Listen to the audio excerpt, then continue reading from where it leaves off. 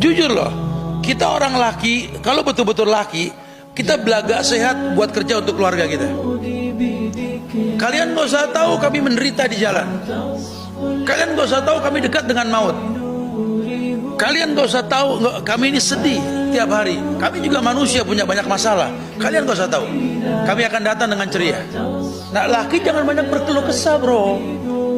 Laki-laki itu keluar, makanya kan Nabi bilang laki itu kayak burung.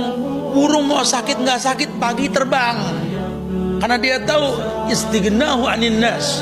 Harga diri laki-laki itu ketika nggak nyender sama manusia.